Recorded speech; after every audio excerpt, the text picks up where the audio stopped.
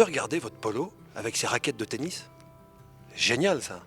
Ça se trouve dans le commerce, facilement? Alors, c'est pas facilement, c'était une série limitée. Ah Et oui. j'ai sauté dessus. Dès que je l'ai vu, j'ai été dingue de ce polo et j'ai sauté dessus, je l'ai pris. Fan de tennis total. Ah, depuis que j'ai 5 ans.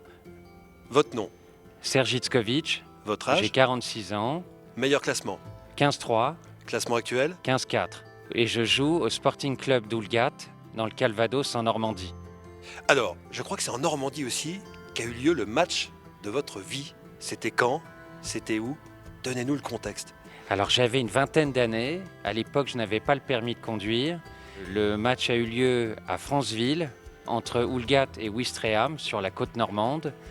Et donc mon frère aîné a accepté de m'accompagner. Le seul souci, c'est que je suis un sanguin sur le court de tennis. C'est-à-dire, alors vous cassez beaucoup de raquettes? Je casse beaucoup de raquettes, je parle beaucoup, je me conduis pas toujours très bien. Est-ce qu'on peut avoir un chiffre du nombre de raquettes que vous avez cassées dans votre vie? Vous le savez ou pas? J'ai cassé environ 65 raquettes Oh, il a compté, dans ma c'est vie. formidable. À tel point qu'à l'âge de 11 ans, mes parents m'ont demandé d'acheter mes raquettes moi-même parce que je devais déjà être à une vingtaine de raquettes cassées à l'âge de 10-11 ans. Vous en avez cassé encore donc 40 que vous avez acheté vous-même à peu près. Ah, bien sûr. Ouais. Et encore aujourd'hui? Ça arrive, oui. Donc, Donc je prends les raquettes les plus solides qui soient, mais effectivement j'en casse encore au minimum 1 à 2 par an. donc on est à Franceville. Vous avez une vingtaine d'années. Votre frère vous amène, il vous demande d'être assez calme. On joue sur quelle surface? Alors on joue sur une surface très particulière, constituée de dalles. Vous êtes classé combien à ce moment-là et votre adversaire est classé combien? Oh, à l'époque, je suis aux alentours de 31-30. Et votre adversaire Et est au-dessus? l'adversaire est un petit peu mieux classé que moi. J'ai déjà D'accord. gagné un match en contre. Et là, c'est mon match en perf. Et l'adversaire doit être 30 ou 15-5. Donc il est favori. Comment ça se passe, le premier set? Alors, le premier set, comme à mon habitude, je me rue au filet à outrance. Et Sur les dalles, ça passe? Il n'y a pas de problème de rebond alors, sur les dalles, ça passe, sauf que la dalle est assez lente. Le rebond est particulier, mais la dalle ralentit la vitesse de la balle. Du coup, je me prends quantité de lobes qui me rendent dingue parce qu'au départ, on réussit quelques smatchs et ensuite on les loupe tous. Et je deviens assez nerveux. Je perds le premier set, donc je boue de l'intérieur, à tel point que je commence à me crisper. Mes balles sont de moins en moins profondes, de plus en plus courtes, je me prends des passings de tous les côtés, et je me crispe, à tel point que ma main se fige et la raquette tombe par terre, en plein milieu d'un jeu. Impossible de Impossible vous servir de votre reprendre- main à ce moment-là.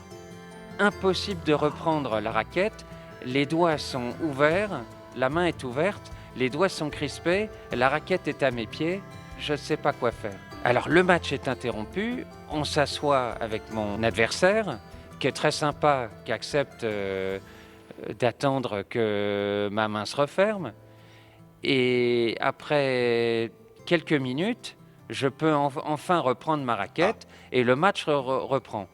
Mais là, il se passe encore quelque chose.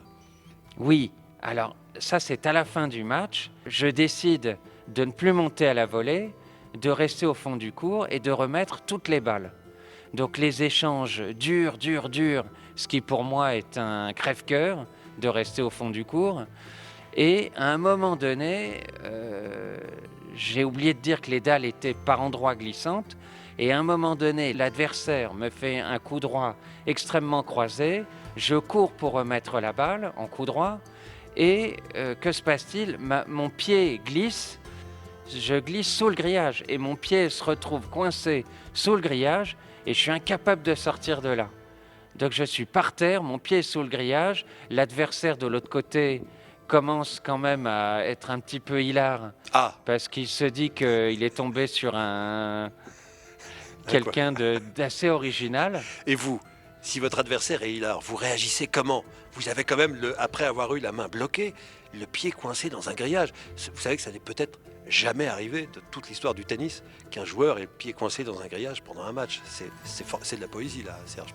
J'ai commencé moi aussi à rigoler. Ah, bon, c'est une bonne ambiance. Voilà, là j'étais moins stressé et surtout je me suis dit que c'était un match ingagnable. Mais vous êtes resté combien de temps coincé dans ce grillage pendant le match? Je suis resté jusqu'à temps que mon adversaire vienne et en faisant pression avec son pied, il m'a dégagé du grillage. J'ai pu ressortir. Vous n'avez pas eu mal? Non, j'ai pas eu mal. D'accord, c'était juste coincé en fait. J'étais juste coincé comme une mouche dans une toile d'araignée. Voilà. Donc la main qui coince, le pied qui est coincé dans le grillage. À ce moment-là, vous devez vous dire, je vais avoir du mal à le terminer peut-être ce match. Il s'est passé encore autre chose avant la fin? Surtout que c'était très mal engagé et le match s'est arrêté quelques jeux après. J'ai perdu en 2-7, mais le match était original. Je crois que vous avez toute une série de matchs mythiques. Serge, là c'était le grillage, mais il m'est arrivé dans un autre tournoi de la côte normande de tomber dans une trappe qui avait été ouverte parce que dans cette trappe il y avait le tuyau d'arrosage.